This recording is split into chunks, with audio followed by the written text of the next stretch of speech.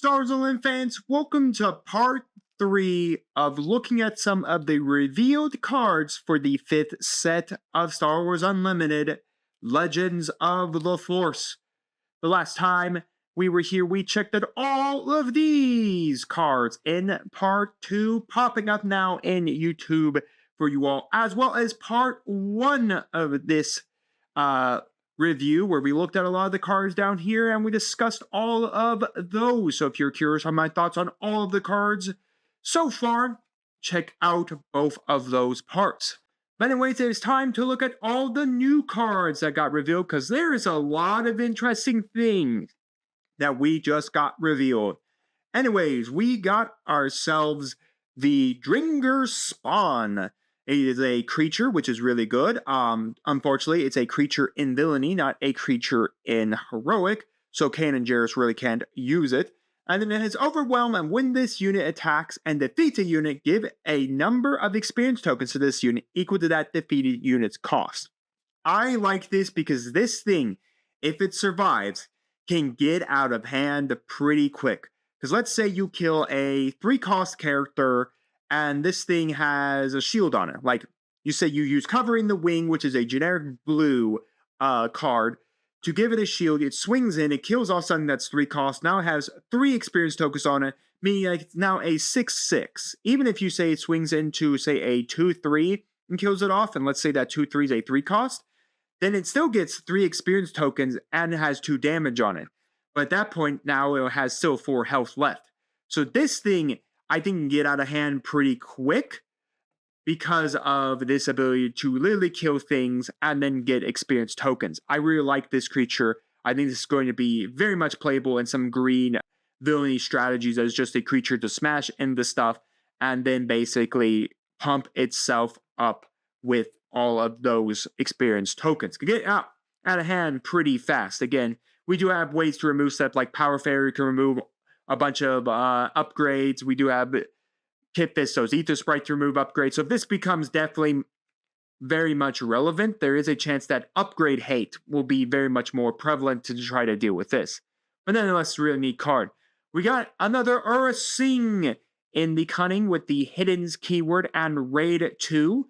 Again, all this new hidden stuff is really going to be really nice with the Grand Inquisitor from set 1. Some people were talking about it at my shop, because the Grand Inquisitor can restand people with really low, I believe it's either cost or power, and restand them. I think so the hidden keyword, when you play something with the hidden keyword, again, you can't be attacked the phase it comes in, means that then the Grand Inquisitor can use his ability to restand this, and then because it's still hidden, your opponent can't attack it. So you would get 1 free attack. So I definitely see the Grand Inquisitor coming into the meta, especially with all this hidden stuff, especially coming probably around the yellow archetype. Or coming into like, because he's naturally aggression, villainy, and then he's probably going to be cunning. So I really do like this. This is really nice. We'll talk about how Raid is going to be even more impactful. Also, by the way, it is an Underworld card as well, which does mean it does synergize with Cad Bane. We have the Legacy Run. Anyways, it's a when defeated, deal 6 damage divided as you choose among enemy units. A pretty nice thing. I mean, a 5-cost 3/3 that can deal 6 damage divided as you choose is pretty good. I don't like it's a 5-cost. It's a hefty thing just to throw out just then so you can bash it into something and then do 6 damage divided. I don't know. Maybe we'll figure out some different ways to play this, but I do like that when defeated, deal 6 damage divided as you choose among enemy units. And all that. Again, that also actually can trigger Boba Fett, funny enough, from JTL, to then tap him to deal that extra, then indirect damage as well, because this is non-combat damage. So, I think that's pretty interesting concept. Maybe if we had a way to give it like an ambush ability or something like that, I think could be pretty interesting as well. We got a Grand Inquisitor unit, everybody. He comes in shielded 3/5 for 5 on attack. When this unit, I don't know why the icons are on this side instead of under the cost, but nonetheless, it doesn't really matter. On attack, defender gets a -2, -0 for this attack. I actually kind of like that. A really good Grand Inquisitor to kind of just deal with the board presence of the battlefield, being able to come in shielded and being able to then give -2, -0. I don't think we should ever knock off the fact of when attacking, when trying to get rid of things off your opponent's board state, of removing their attack. That way you can deal a little, you don't take as much damage back onto your health. Not that it really matters for that first attack because the Grand Inquisitor has a shield. But nonetheless, a pretty neat, interesting card. We got Crushing Blow. Defeat a non-lethal unit, cost 2 or less. Well, if blue needs more ways to kill things off the board presence, congratulations. Wish maybe it was a little, maybe like 3 or less for a 3 cost than say 2 or less, but nonetheless, blue has another generic kill card, so congrats for all the vigilance player, control vigilance players. You got another card to deal with annoying 2 costs characters. We got the Purge Trooper. When played, you may deal 2 damage to a force unit. Okay, that's pretty nice. Again, I think because force might become quite meta relevant, especially because we have all of the cards in the previous sets, like the Force is with me, Force Throw, like all those things that synergize with a force character on the board, is really nice. So being able to like deal that extra 2 damage when played to, you know, kill off a force unit or deal with a force unit is very important, because I do feel like they are kind of telling us maybe that force might become meta relevant. So having some ways to deal with force units on the board isn't half bad, especially since most of this set has the keyword force in it. We have the Nameless Terror. When played, you may exhaust a force unit. On attack, each enemy unit loses the force for this phase. Okay, so I see this only being really situational for 2 reasons. One, again, a 3/3/3 isn't bad, but again, right now decks just have much better things you could do at 3 costs, even in the blue, even in villainy, villainy vigilance or vigilance villainy. So it's very interesting, like how I like that. But again, if we see a lot more force units being played, which I think we will, we'll definitely be seeing a lot more force come up, especially like I said, with like the force is with me, stuff like that, and then like Force Throw being so prevalent, like Force Choke being prevalent, like all these things that really need a force user to be on the board, I think is going to see more relevancy in set 5 than they ever have been, because again, we didn't really have like all these great force units around to utilize it with. But yeah, so if force units become more and more prevalent, this becomes really nice because we can then rest those force units so we don't have to get attacked by them.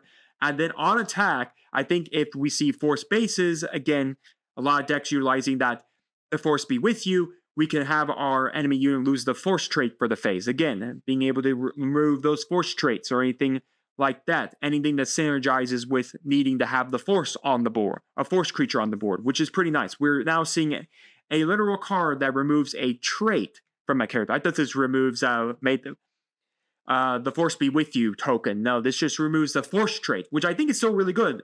This for a phase. I mean, you literally remove for the whole phase the force trait. So if your opponent needs a force traded character to be up on the board, and you just go Nameless Terror to exhaust a force unit and then on attack remove a force trait from that force unit, I think is actually really nice. So I think this will see play, but again, it's going to matter how the meta wraps up for this creature, because this creature really is more prominent for force-based strategies. Or, yeah, strategies with a lot of force-based traits running around. But nonetheless, I think if this does become meta-relevant, a lot of Vigilance Villainy might be playing this either in the side deck or in the main to deal with those decks that are starting to prom up that are more force-based. We have Gungi is just a generic 2-drop, 2/5 Force Jedi Wookiee that probably going to see a lot of play for a 2-drop that has 5 health, by the way. That's a really good thing there. Then we have the Nil Marauder, another Underworld unit with Raid 3/1/5. Again, just another good target for Cad Bane. But what is going to make Raid and Cad Bane, especially even in the Grand Inquisitor, which why I think even the Grand Inquisitor is going to run this guy, because of all the raid, like Aura Singh's raid on a hidden. And this guy, hidden raid 3, is that Marchion Ro, which is a legendary, which makes sense the way this guy's effect reads. He's probably not a rare. Each friendly unit's raid is doubled.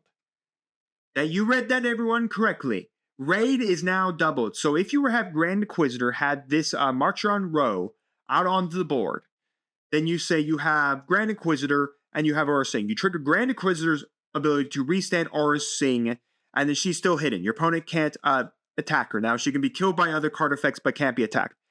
So if you have these out, Aura Sing would typically swing for 3. 1 plus her raid 2. Now she's swinging for 1 plus 4, so she swings for 5 damage because of her raids being double.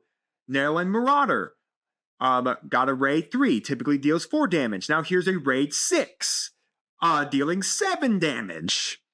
So yeah, you can see how like this is really good. This is also Underworld as well, so Cad Bane has raid on his side. I think he's a raid 2, so typically he deals 4 damage on his attack.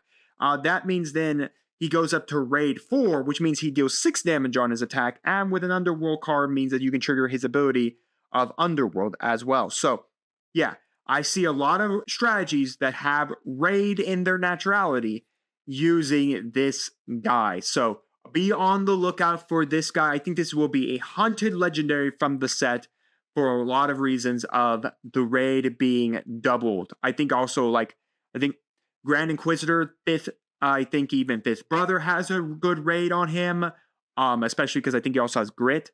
But yeah, he's got raid. I mean, there's a lot of really good cards in this game that have raid that can just now get doubled off of this effect. So it's going to be very interesting to see how this card piles out and see how much people are wanting to like buy out this card in the game, because this is a really, really good legendary I think you're going to need 3 copies of in the game, because this is downright meta relevant right now, without question.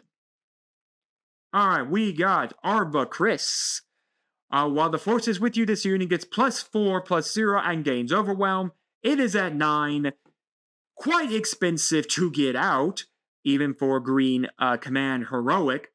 Even with command's ability to ramp, that's pretty steep. But then again, heroic still has like You're My Only Hope, which can reduce the cost of things. So, I mean, you still have stuff like that to get some cost reduction. But nonetheless, I mean, coming down as an 8/10 with Overwhelm, yeah, that's pretty good there. It's just going to matter if this card's going to see much of any real play, because it's a 9-costed character that you need to basically manipulate to get out. But yeah, nonetheless, really unique character there. Unfortunately, we don't know her rarity, so we're not sure if she's a rare or legendary. We got the Jedi Temple Guards. 4 for just generic green. For Ambush, it has a Restore 2. I do like that we get an Ambush and a Restore 2, which I think is actually pretty nice. But nonetheless, just a good, another way for command to restore some health. The Jedi Vector. While this unit gets a +1 if you control another Jedi, gets a +1 if you control another lightsaber upgrade. So pretty nice. It's just a little fighter that can go up to 3 if you have a Jedi and a lightsaber. Again, we have plenty of lightsabers out there in the game right now, so not a great card. Just kind of there to be interesting. We do have this Stranglehold Cliffs. This is just one of the 28 health common bases that as long as when a friendly force unit attacks, you just create the force token. Vader. This also, the artwork here is from, of course, Rebels, Star Wars Rebels. This is when I think Vader is coming down into the temple to fight Ahsoka, Kanan Jarrus, and Ezra Bridgers, while he's on his TIE Advanced. But yes, this Vader is really, really strong here. Again, another really good legendary that I can see have a lot of playability. When played, give a shield token to a friendly unit and an enemy unit. You can even give it to himself. On attack, defeat an enemy unit with a shield token on it. This is going to be super, super strong, especially against strategies that have guys that just come out with tokens on them. You can literally just give something a token, and then Vader can literally just attack and kill off the guy with the token straight off the board like it's nothing. It's really going to make shield token play very interesting to play against a deck strategy that has Vader in it. So, I really think this is still very strong. I think a lot of Vigilance Villainy decks are going to play him. Even if your opponent's not running a strong strategy of like tokens, like shield token spam or anything like that, like Ray or, cards that actually come in with shield tokens, or maybe you have cards that actually give a shield token. Like this is a really good out to Kaden Jarrus's front side is non-awakened side because he gives shield tokens to creatures. But nonetheless, this Vader's just super strong. I really like it. I mean, you can give a shield token to a nuisance enemy, and then you have to force your opponent to swing with that card, or literally just say, yeah, now I'm going to kill it with Vader. And you can give Vader the shield token as well. So, I mean, that's really nice. I see one way we can manipulate this Vader. Hondo Anaka from set 4. The legendary Hondo Anaka from set 4. That states that you can move upgrades around. So what you can do is you can swing the Vader into base, and then you can have Hondo Anaka swing, move the token over to something else, and then have Vader attack, then have Vader kill off that thing with the shield token. So I do kind of see that a deck strategy with this might be playing like Cover the Wing and Hondo Anaka to give shield tokens to your own stuff, and then using Hondo Anaka to move those shield tokens around so that you can use Vader to destroy those cards off the battlefield. Because this is just a great destruction effect right there. Just literally just kill anything with a shield token on it. Definitely a very strong legendary that I think a lot of people are hunting out. So far in these reveals that we've had so far, these two legendaries I think are going to be meta-relevant legendaries. So be on your lookout for these to be probably a little higher on the secondary market because I believe they are going to be strong legendaries that a lot of people are going to be looking for strategies like Cad Bane, the Inquisitor, or just anything with Vigilance Villainy. Just very strong. We got the Loth Wolf. Can't attack, but it's a Sentinel for 3/3 for 2, which is actually pretty nice. I mean, a Sentinel at 3/3 that drops for 2 isn't bad. Also, this is really good. It's a creature, which means Kaden Jarrus can utilize it as well. So, not a bad card there. I think it's just a Kaden Jarrus state. Just a card for Kaden Jarrus. Priestess of the Force. Okay, so if you haven't seen Star Wars The Clone Wars, when Yoda, towards like the original end of the series, before David Filoni officially like finished the series, Yoda went on this spiritual journey where he fought like the essence of the dark side of the Force, met with Qui-Gon Jinn's Force Ghost, and kind of learned about the nature of like being one with the Force and becoming a Spectre, which I wish this set would make some Spectres. Can we have some Force Ghost, please? I want some Force Ghost. Heck, I would like a unit that, like an Obi-Wan Kenobi unit that then dies and becomes a Force Ghost. I think that would be actually pretty neat of a card.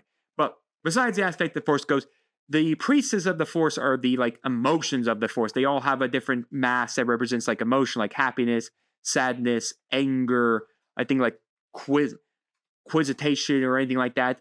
I never watched the episode, but I have heard things about it. So they're like specters of the very nature of the Force itself. So that's a little history lesson. Like if you've never seen the episode, Yoda interacts with these beings while he is on this spiritual Force journey. When played, you may use the Force. If you do, give a field token up to 5 units. Your stuff and your opponent's stuff. So that you can just kill it off. Oh, hey, did you hear about that Hondo Anaka combo I just said? Where now you can move your own shield tokens to your own stuff, so then Vader could just constantly kill things off your opponent's board state, so your opponent never actually has a board state? Yeah, this combo right here and Hondo Anaka, I think are going to make a lot of double blue villainy decks come to life. Heck, Hondo Anaka I think is still relatively cheap at a 4, so you can pay him for 6.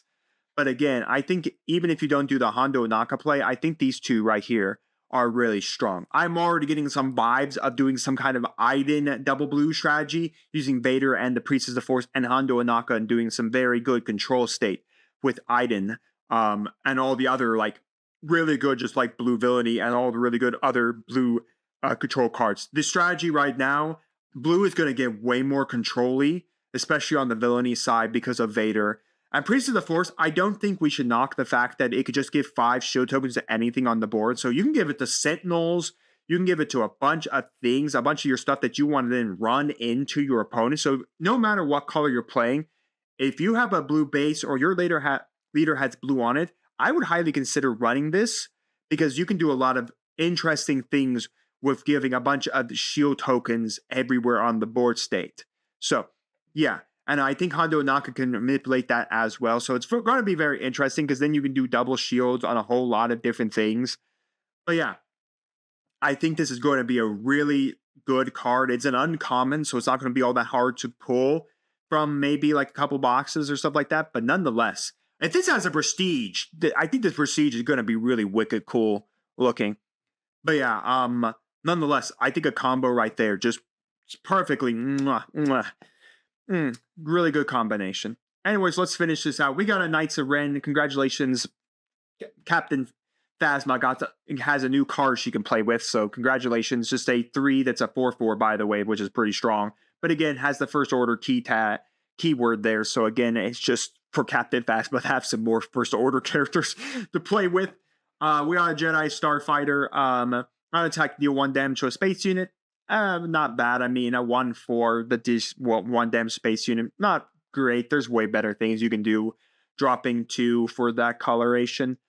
Mace Windu, though, I think this is actually a really good Mace Windu. This is also the scene in Geonosis after he's blocking all the all the blasts from Jango. He drops down into the arena and then immediately begins fighting as you know who. As Samuel L. Jackson comes out to fight for us all. He has Overwhelm, which is nice. Again, he's a 6/6, which is pretty nice. Look, he's the devil, everybody. He's a 6/6. When played, you may use the Force, just do 4 straight damage to a unit. Really good, actually, in the Mace Windu leader deck as well, just because that leader needs ways to deal damage. And this is just another way. Just burn a Force token and then deal 4 damage when played. So, not a really bad thing there to just, like, deal that extra damage around. But, nonetheless, a really good Mace Windu. We got Sorcerer's Blast. Use the Force. You may deal 3 damage to a unit. Again, Reg is going to get more ways to deal damage outside of combat, which, again, is really good for, like, Boba Fett strategies or anything like that. Or anything, but Boba Fett would definitely have to then run one of the Force bases because you need to use the Force. But nonetheless, a pretty neat card. And then finally, we have Vernistra Roa. I think this is from the Acolyte TV show. When played, may use the Force if you do raid this unit. Not a bad thing. I mean, it's literally a 3 cost for 3/4 that we can burn the Force and literally come out and have immediate swing, which I don't think is really bad. I think that's actually a pretty nice thing to play with. But overall, the reviews we've had, dang, people are going to be hunting 2 legendaries from this set. I have a feeling I want this Darth Vader to get a prestige because I think that treatment for him would be really, really neat. But yeah, what we got, there's some really good cards in here. Like, I think the Dengar Spawn can get out of hand pretty quick depending on the deck strategy. The Aura Sing for Grand Inquisitor is really good. I think this Grand Inquisitor is okay. I'm not really all that impressed with him. Again, nothing to be impressed with. Crushing Blows, an okay control card for villainy. I do like the Purge Trooper just because I think if we are in such a Force-heavy meta, this actually could help us remove those Force units. The Legacy run is okay. I mean, it's not great. 5 for 3/3 that deals 6 damage. Divide as you want to isn't perfect. I do like the Nameless Terror, but I think this is going to be a side deck or meta or a card that only will see play for based on meta relevancy in the current format. Gungu, I think, is going to see a lot of play as just a starter for some decks because he's a 2/5 for 2.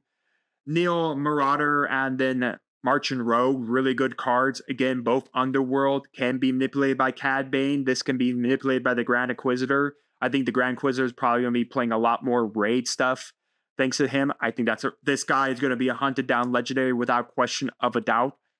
I think he's going to be a really good card. I think he's going to fetch a price on the secondary market. Avar Kiris, I'm not sold on it. Too high of a cost for what it does. Neat card, though. I do like the concept of it, but it's a really high-costed card. Jedi Temple Guards are okay. The Jedi Vectors, meh. Just another base. The Vader's really strong. I do like the Loth Wolf because it gives some more Kanan Jarrus plays. By the way, Kanan Jarrus can also play the Zillo Beast for any strategy because the Zillo Beast is actually a creature, so it does synergize with him. Priestess of the Force, I think, is an outstanding card, which I hope gets a prestige for him. A prestige card, because I think that would actually be a really cool card in prestige. But yeah, this combination plus like Hondo Ohnaka, I definitely see some very disgusting control strategies coming up with that. This is just good for Phasma. That's all I'm going to say about it. An okay fighter. Mace Windu, I think, is actually pretty nice. Sorcerer's Blast, just another red deal damage card. And then Roa is okay. I mean, I do like it because it is just another way to deal, to basically win attack, use the force. And if you're on the yellow force base or any base that literally says win attack, you have a force unit, gain the force back. And then if you're actually playing this in Qui-Gon Jinn, you can actually bounce her back. And then you can replay her again on the next turn and then use your force again to then, I don't know, just ready her up and swing again. So I do see this as like a finisher. So if you're just need to push that final bit of damage, your opponent thinks they're safe, play this and then just finish the game. I see that as like a finisher card for like heroic villainy or cunning heroic, which they curse need. But nonetheless, the reveals were really, really good. I think these two cards right here are going to see a lot of meta-relevant play. But let me know your thoughts down in the comments, guys, on this part 3 of the reveals for Legends of the Force. So far, this set is rounding out to be a very interesting set for deck building strategies, a very interesting set for what we want to build, what we think is going to be meta-relevant, what's going to come out to be some of the best cards. Like right now, I think like Darth Vader and March and Row are definitely going to be very strong meta-relevant cards that are going to fetch probably a decent price. I don't know what they'll fetch on the secondary market. I know like Han Solo and Planetary Bombardment are still catching pretty high prices right now from set 4. But yeah, we'll have to see what these two are fetching. But yeah, let me know all your thoughts down in the comments and let me know your favorite cards from all 3 parts of this look at these reveals. Let me know your favorite cards from this part of the reveal. Is it Vader? Is it March and Row? What are you excited for? What do you want to build now with all of these cards? What are you thinking about from previous deck strategies right now that you want to build?